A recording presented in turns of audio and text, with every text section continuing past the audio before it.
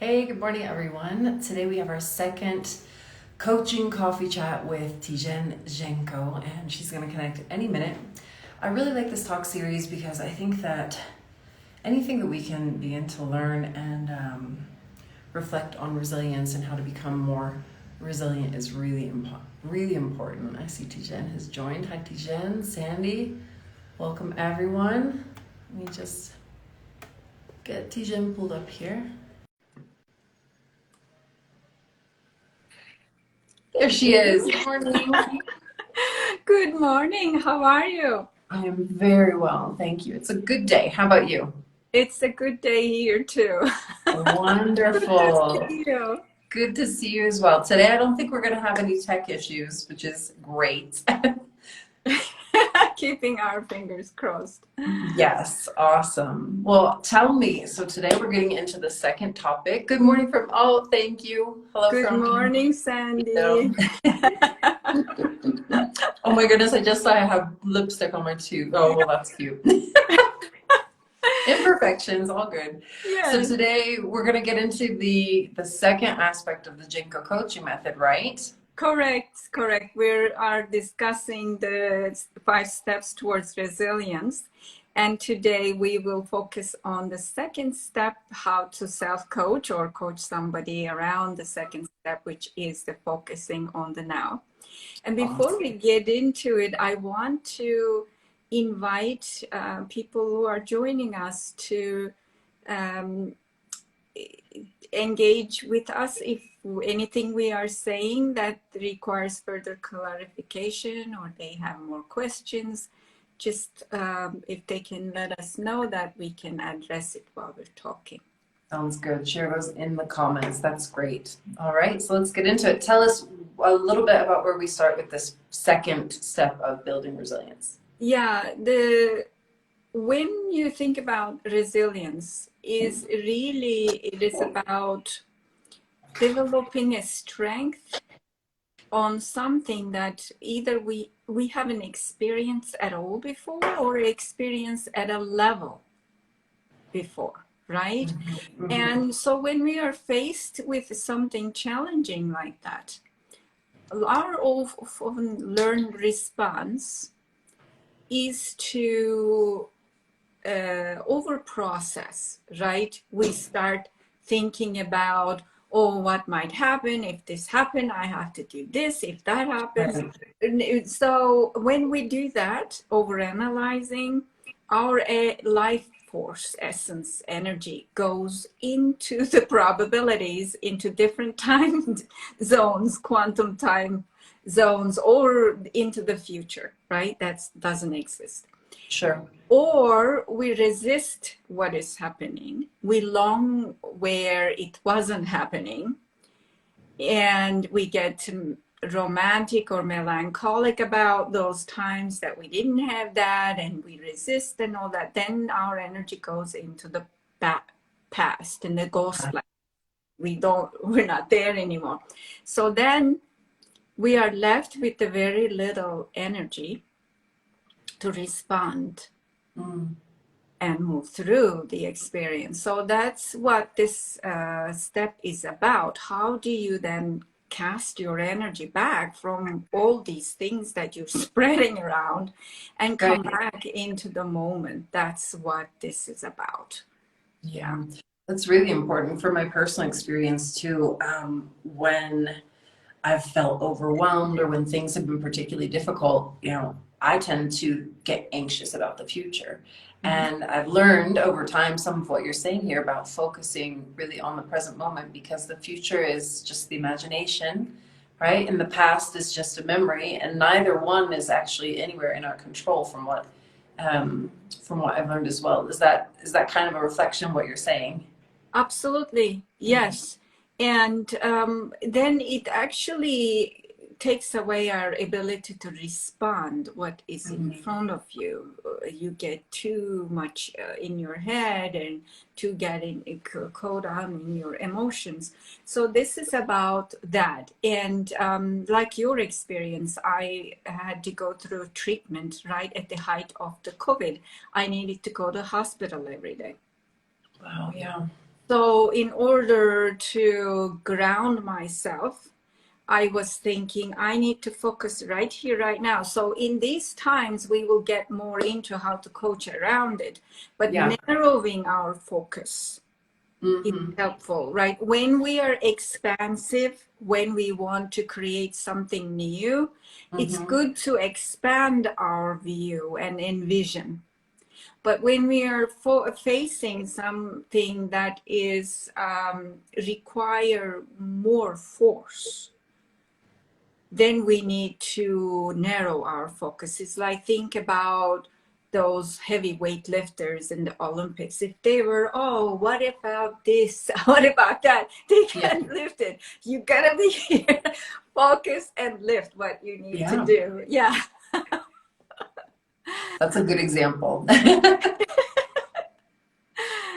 Oh, fantastic. And how does this relate to the neurological aspect of coaching?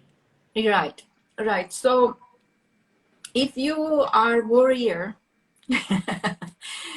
through the generations, right? That's what we Right. learn. Then your nervous system is trained to respond in the same way.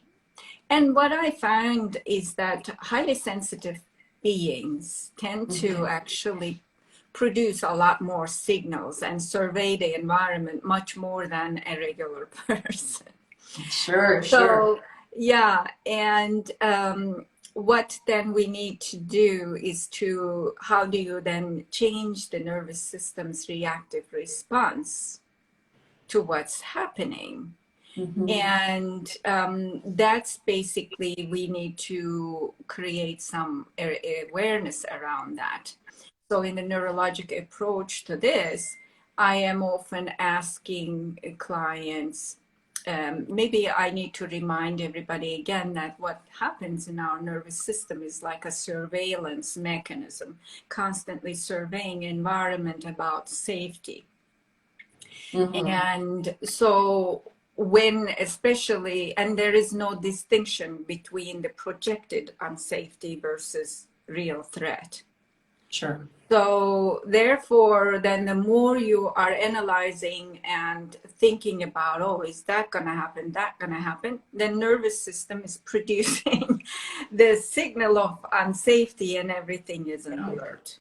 And so then in those cases, the coaching needs to be more invitational into the system, into the body, asking the client, what are you sensing? What is your intuition? How are you responding when you think about this thought? What is happening to you when you think about something else? What's happening to you? So in a way, collaborating and partnering with the client to find different types of anchors that will get them to the anchor into the moment. Are those anchors generally then, I think you alluded to it, physical into the body? Are they always in the body, or can those anchors be other things as well?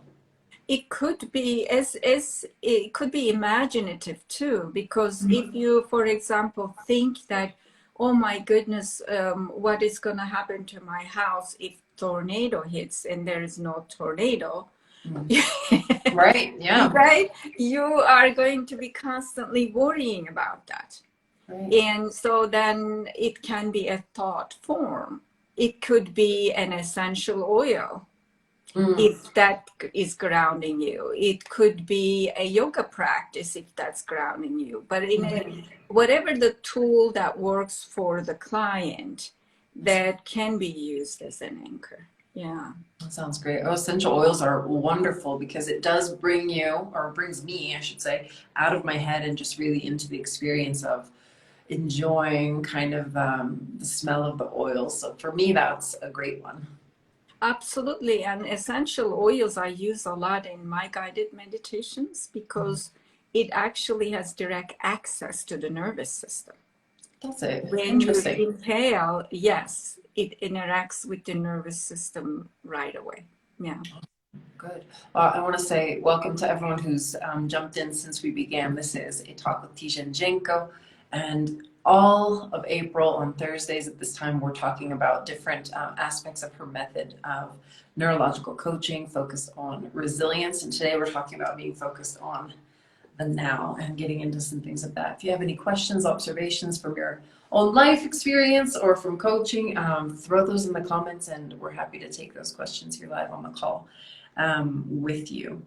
So you mentioned something that I'd love to hear a little bit more about. You mentioned highly sensitive people, and that highly sensitive people seem to take in more of these kind of stimulus from their environment.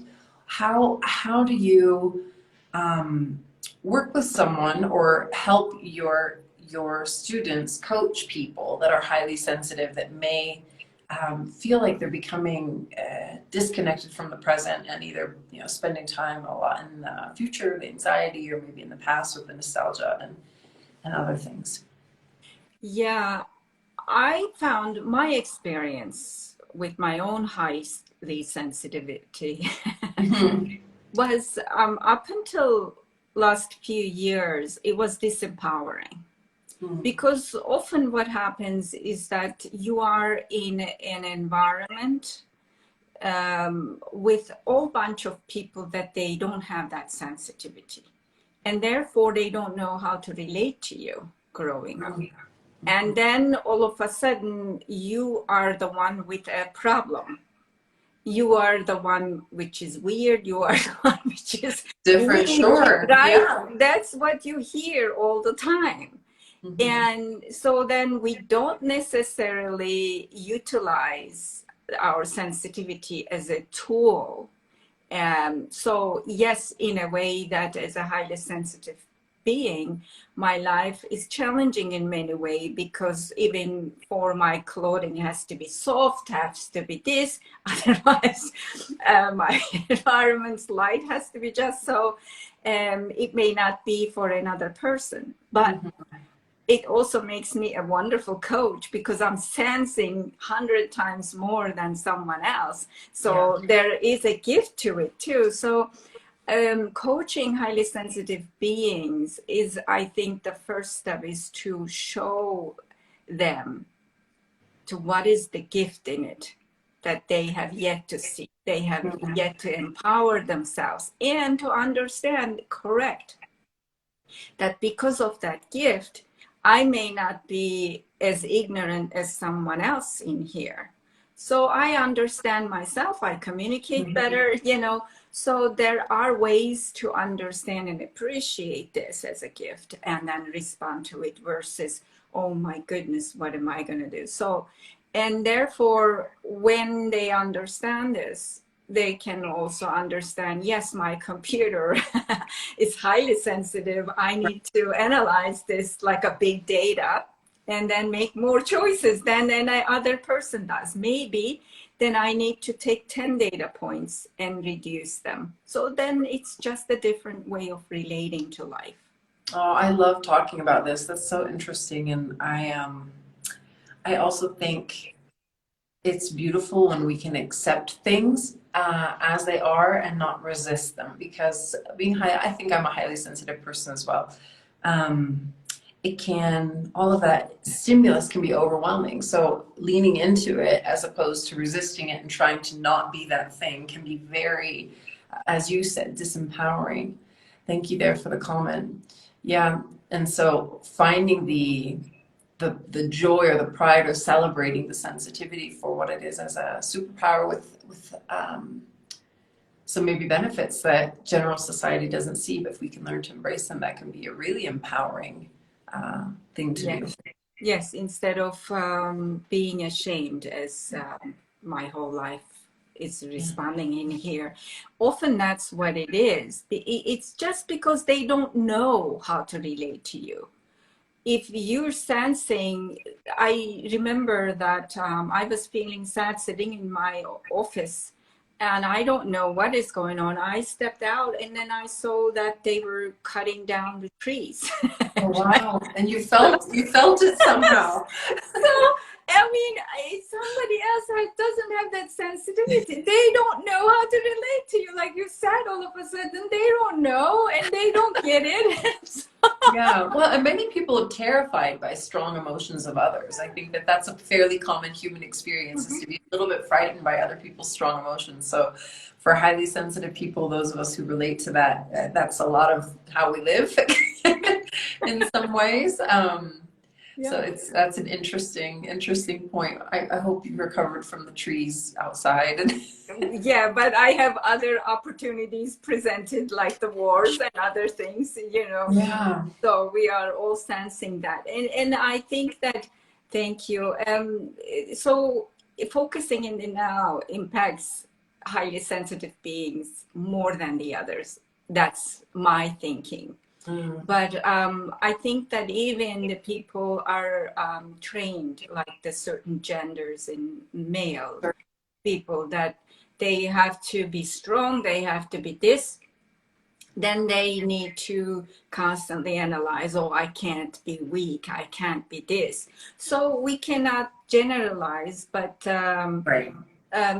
I'm just sharing these for the coaches to keep somewhere in their mind when listening to the clients, that how is it that their nervous system or whole somatic experience Yeah. responding to their personal reality. Yeah, that's great.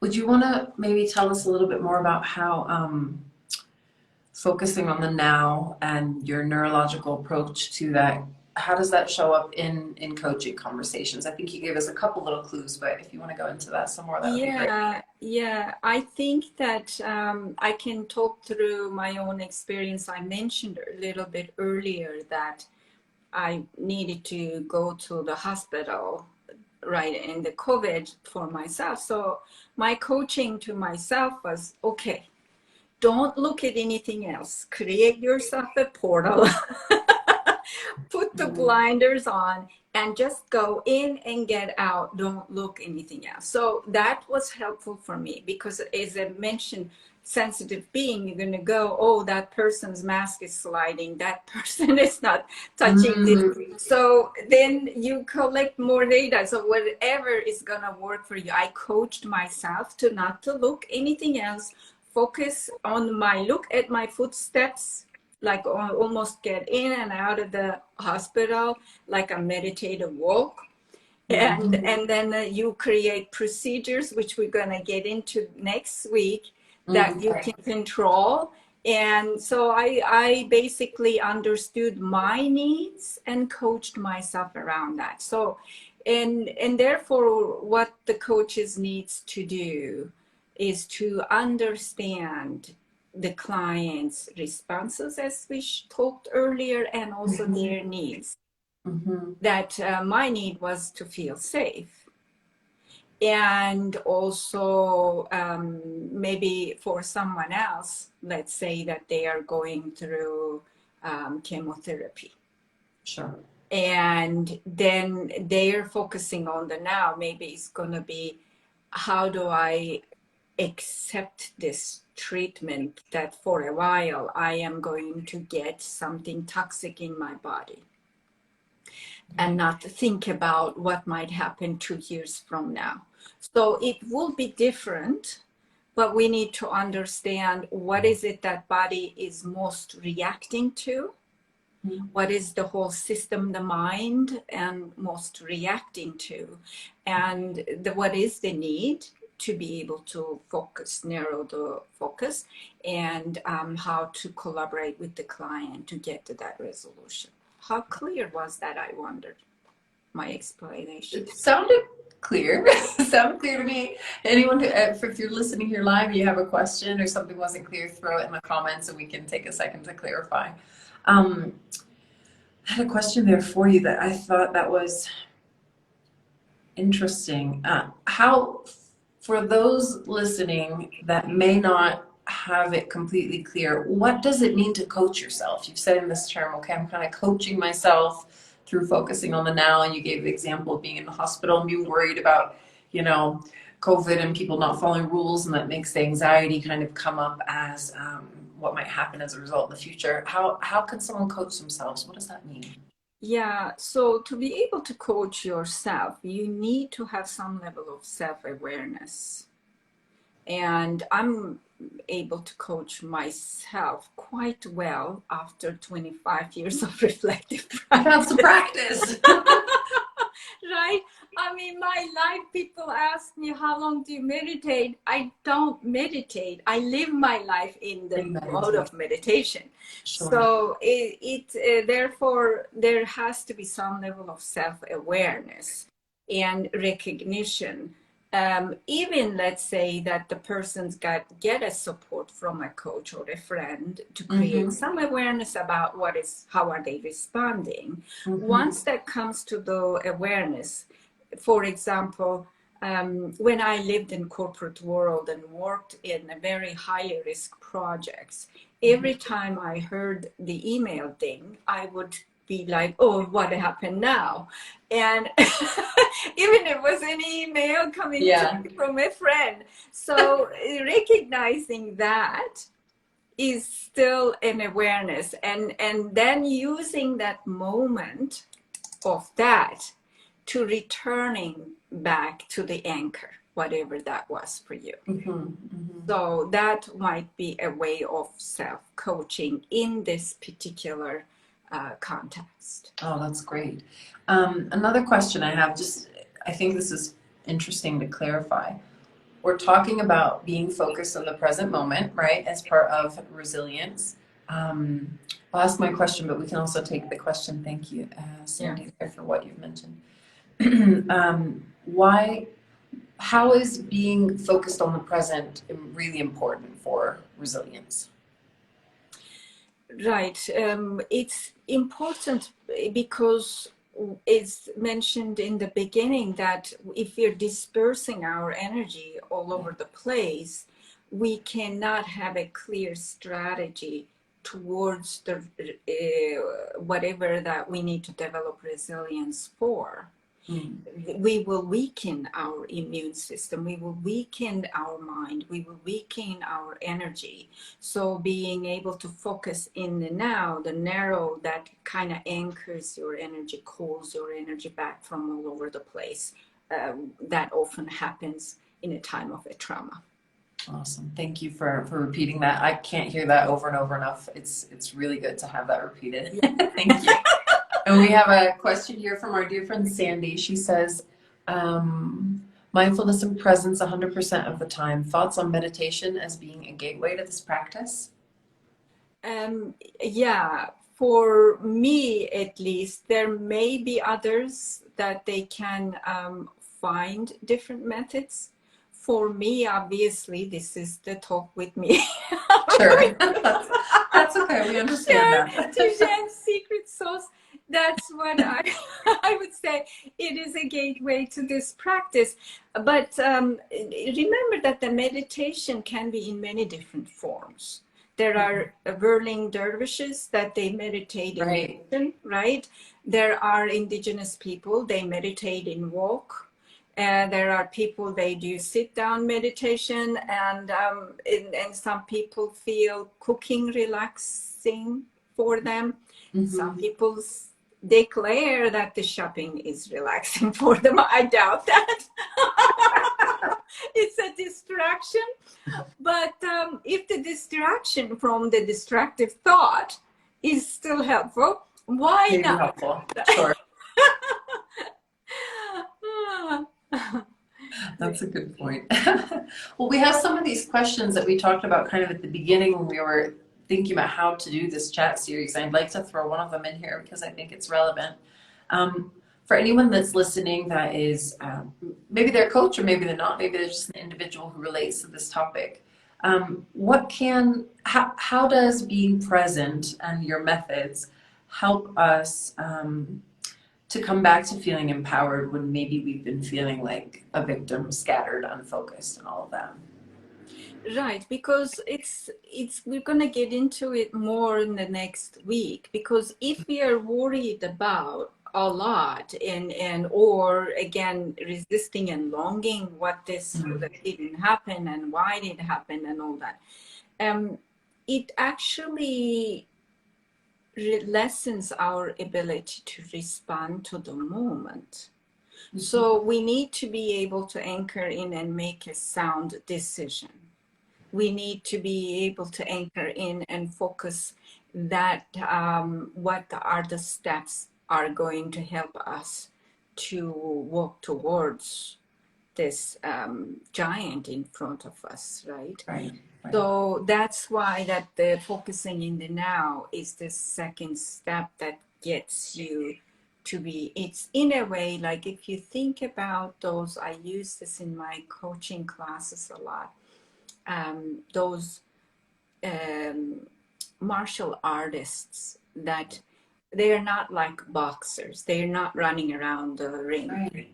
They are staying still, and then just with one movement, they are accomplishing what needs to be accomplished without wasting energy. So when we are facing with a challenge, we need our energy to begin with. And so energy consumption and energy reservation is also important. So those are some of the reasons why that the focusing in the now is important. Yeah, beautiful example. The boxer who's running around, just throwing punches, not conserving a lot of energy, or the martial artist that's weaving. I know we've got the on Netflix. There's a new the Karate Kid, kind of modernized Karate Kid. And it's interesting there because there are the two different styles of martial arts and the two karate schools, and the Miyagi-Do, that's kind of the more popular one, is the one that's all about responding and dodging and weaving. And I think that's a parallel a bit to what you're saying. Fun. It's always fun to bring pop culture into these kind of talks too. Yes, absolutely. Why not, right? and it's also in a way that I feel gives you more confidence. It's like when babies start to walk, they run and they fall in the bottom. So it's in a way gives you more poise in the moment, like, okay, maybe I can do this. I got this. Yeah, I'm feeling like you are the center of what word would it be? Center of our own reality. Yeah, center of your own reality and defining, moving kind of on your own terms, reacting on your own terms from your values, from your core kind of best self, as opposed to being blown about by the winds of circumstance. Cobra Kai, so much drama. Exactly, right? Yes. That's in reference to what I was talking about in the Netflix series. Thank you for that. I was wondering if that landed for anyone. But yeah, I think it's a much more empowered place to be, isn't it? Acting from the now. So what would you say for anyone that's listening, whether they're a coach or again, just someone who's interested in this topic, what would be the takeaways you would want them to take from listening to our talk today? I would say that find their own sensitivity level to their own life traumas that require some resilience. And again, trauma doesn't have to be a big thing, right? For somebody gonna go out, maybe breaking an acrylic nail is a trauma. Sure. We can't judge that for each person. Right. Exactly. We don't know how the nervous system is going to respond and all that. So coming to an awareness about how am I even responding when I'm challenging, when I'm faced with a challenging situation in my life. That's a good place to start. Yeah, that's wonderful. Well, thank you everyone for coming and listening to us today. This is part of our Coaching Coffee Hour Talk series this April with, again, Tijen and Genco, who's always a pleasure and a joy to talk with. And there's always something to learn. Oh, we have a great question here. Do you have a second, Tijen? Let's take this question and then we can wind up. Thank you so much. It says, is it normal for a highly sensitive person to feel sometimes crushed by the weight of the world? Of course it is normal. And that's where we need to start honoring our response to how we feel, right? We cannot compare. Every individual is different. We cannot compare someone else's response to our system, our body. If you're a petite person, somebody can actually lift a big thing and you may admire that, but that's not your given reality. So appreciate what it is for you and appreciate our responses. That's where we start. Yeah. And then use some of these tools that we've heard today to Yes, come back into our bodies, to be present, and to be able to move through that, right? absolutely. Absolutely. Awesome. Thank you, If there are Jamie. any more good questions, throw them in the comments now. We'll have just a couple seconds here before we close. But Yeah, absolutely. yeah. And we're going to come together again next week. We will talk about the next step, which is going to be finding something that we can manage and value. And if the people in the audience have not been watched or aware, that I have this explanation of the 5 steps in my YouTube channel that people can find it. And they can, if they're interested in learning more about my training, neurologic training to coaching, they can find information on that in gencocoaching.com upcoming events. The class is going to start in June. I highly recommend signing up soon because I will be posting homework before the course starts. Oh my gosh, that's going to be amazing. What an opportunity to be able to work, more closely with you and learn from you. Like you said, 25 years of coaching experience and all of the incredible certifications and training and everything you have as well. Just it's a wonderful opportunity for people. And yes, if you missed the subject of step 1, that's on our page here on Lemon Rebellion. You can find it from last Thursday. Starts. It's about detachment, so you don't want to miss that. It's a good one. And yeah, join us next Thursday, same time, same place, same channels, and we'll go at it again on this third perspective. Thanks, Tijen. Thank you, everyone, for hanging out with us today. We'll catch you next Thursday. Always wonderful to be with you and thank you, everybody. Take care. Take care. Thanks, everyone. Bye. Bye.